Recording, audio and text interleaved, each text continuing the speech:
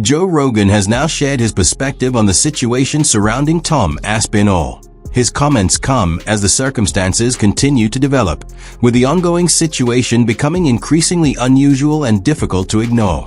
The Tom Aspinall Ciryl Gane thing was a fucking disaster. And that's a disaster. Tom Aspinall still can't see. He's got a fucked up right eyeball still. It's really bad, right?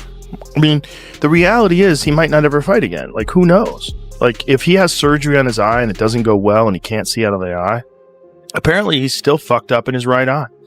There's some tendon damage or something. See, don't pay their fighters well enough. What is your view on that? I mean, athletes are always looking for more money. Agreed. Yeah. I get that, but there's a difference between asking for more money and actually being paid what you're worth. Yeah, I think that if you're risking your health, you should get paid the absolute maximum possible, is what I think. There's so many times, like throughout the years, where money's not even come into the equation for me because I'm just so hungry to fight that that's what I want to do. But now you got to look after your family, you got to look after your future. Exactly. Especially, it's difficult because for fighters, there's only one place to go, really, if you want to be the best in the world, and that's the UFC. I would like everyone to get paid as much as possible. Tom Aspinall had spent years working toward the opportunity to become the undisputed heavyweight champion. When he finally faced Ciryl Gane, the fight came to an abrupt end after an accidental eye poke stopped the contest before the opening round could finish. Despite that, Aspinall became the target of criticism, with some questioning whether he could have continued because Gane had appeared effective during the early exchanges. Joe Rogan strongly disagrees with that criticism, viewing those reactions as completely unreasonable. Jones for was to prove I'm the best. That's it. All I wanted to do it for was who's the best. Just prove I was the best. John Jones is probably widely known as the greatest mixed martial artist ever. It wasn't about money, it wasn't about nothing. I just wanted to fight the best ever. But I didn't get the chance. He's actively chased him non-stop, and he's at the point, I'm begging for this fight, just please give me this fight. I know he definitely got offered the 30 million for it, but for whatever reason he didn't take it. But part of this process is I've been able to read those contracts, and I've been able to talk to him about the purses that he's received. Take me back 4 or 5 fights.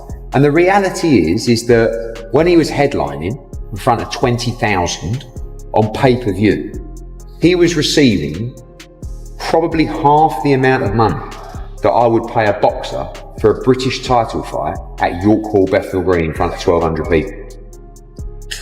And I was absolutely baffled and astonished. Now, obviously, as he's gone on, those purses have increased, but still to a level that I feel is completely unfair. That criticism becomes even harder to understand given that Aspinall genuinely experienced vision problems and ultimately required surgery. Now, however, the situation has changed. Tom has recovered, resumed training, and says he is ready to return to competition. The remaining question is when the UFC will officially schedule the heavyweight champion's next fight. A lot of things happen behind closed door. Right? Obviously, you've been out spoken about, like, you want to fight John Jones. Yeah. Obviously, Jones tried to get his, whatever he's got going on together. This is the only sport in the world that I know of that you can have somebody hold your career back. Yeah.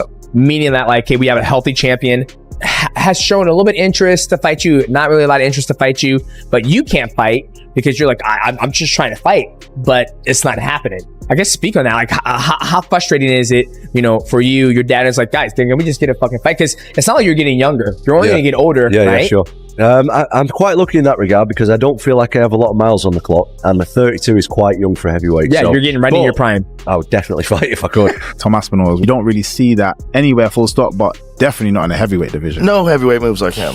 No one moves like him. He moves like a 185er. It's crazy. It's nuts. But that's crazy. Crazy speed for a heavyweight. Crazy speed. And that's why a lot of people are talking shit about Tom, but he apparently still can't see. Here's the thing. The other eye got hurt as well, but not as bad, but it looks way worse. The finger goes way deeper in the other eye. And it's crazy that everyone that talks the most has never been poked in the eye. Not even a little bit, accidentally. There is one matchup in particular that fans are still waiting to see answered. A rematch with Ciryl Gane. The brief action from their first encounter has only made the potential rematch more intriguing. Gane showed enough during those opening moments to raise questions about how the fight might have unfolded, yet the contest ended before either fighter had enough time to establish what would have happened over the full fight. And, eyes are so tricky, you never know. Like, unless you're a fucking complete psychopath like Michael Bisping, who fought 11 fights in the UFC blind in one eye, which is so crazy that he did that. Do you know what he did, that crazy motherfucker? What did he do? He memorized the eye chart. Like, he memorized it so that he could they could cover his left eye. oh my God. And he could just... So whenever he went to do an eye exam, exactly. he knew the letters. They would say, all right, read the third chart. And he would say, A, B, C, D, E. He knew what the letters were. Oh, he's smart. He's crazy. Oh, he couldn't fucking see out of one of his eyes and still fought world-class fighters. So, I think 11 fights he had, only being able to see out of one eye. yeah, I'm not really sure how to engage with the eye talk on Tom Aspinall, but I think he's a fantastic fighter. I think Gane. What do you is mean really by fan- engage with the eye talk? You know, I feel like getting poked in the eye sucks, and I just don't know how he feels that he got. Right. You know what I'm saying? So I'm not. We don't know what he was experiencing. during Yeah, the fight. and nobody ever knows. But you know, critics gonna go online and say X, Y, and Z. But I'm just gonna stand in the middle ground. I say I think Tom's a fantastic fighter. Ciryl, the talk in September. I don't think Paul will be there. We called the September. I'm just saying, if they change it and they make it Ciryl Gane versus Tom Aspinall, and me and you get the boot, and they bring in DC and John Anik after I'm gonna be pissed. I'll be pissed, man. I will be pissed, but it's probably going to happen. It's probably going to happen. Let's be honest. One of us, probably me, is getting. I'll throw an Alex Pereira. I will. I'll complain. So wait, he wants to fight. He wants to fight in Paris. You're saying? Ciryl Gane said on the microphone, I believe, or maybe afterwards, whatever. He said in an interview. No, he said it in the cage. I want to fight in Paris in September. I'm ready. Yeah, and Tom Aspinall responded to, yeah, I'm ready, I'm training, I'm good to go. I'll fight you in September. I mean, that'd be, and also, because it's not as unbelievable or unachievable as what it previously was, because now there's no pay-per-view. Listen, let the UFC know that we're ready to go, and we're just waiting for dates. We just literally told them we can do it in Paris, we told them we can do it wherever they want. So we're just waiting for them to let us know. Down in the gym, smashing. We will be with you the week after. We'll come and film a bit of a sesh. Yeah, got the boys back in town, so we'll keep people updated. But as we say, the UFC, we're waiting on them. Yeah, waiting on them. Gane showed that he could keep pace with Tom, create opportunities, and avoid being overwhelmed right away. At the same time, Aspinall never had enough time to demonstrate whether his speed, power, and grappling would eventually allow him to take control of the fight. That uncertainty is exactly what makes a second meeting so significant. If Tom returns and dominates Gane in the rematch, it could finally provide the clear answer that was missing from their first encounter. And a number of guys do just the opposite. They've gone in the suit and they've tried to get their own brand out and they get a check on the way out the door. And I just personally don't agree with it. It's not that somebody told me over at Fox, ESPN, or now Paramount not to do that.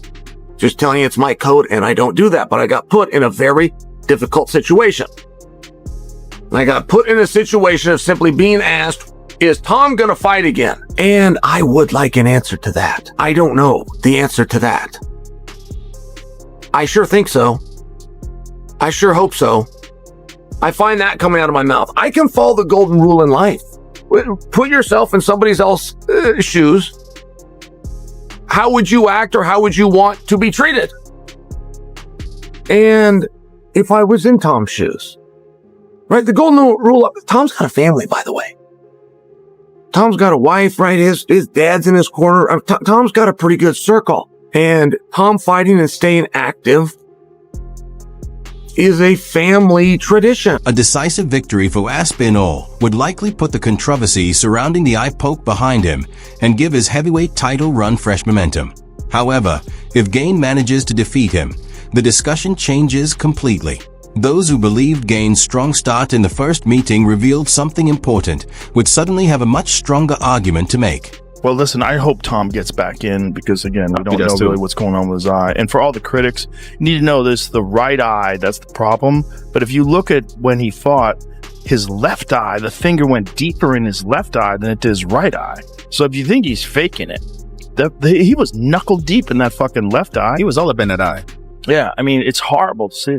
Rogan can continue standing behind Aspinall. Dana White can offer his explanation of the situation, and fans can debate those opening minutes for years. But there is ultimately only one way to put all the questions to rest. Bring Aspinall and Gane back into the octagon and let them settle the rivalry with a complete fight.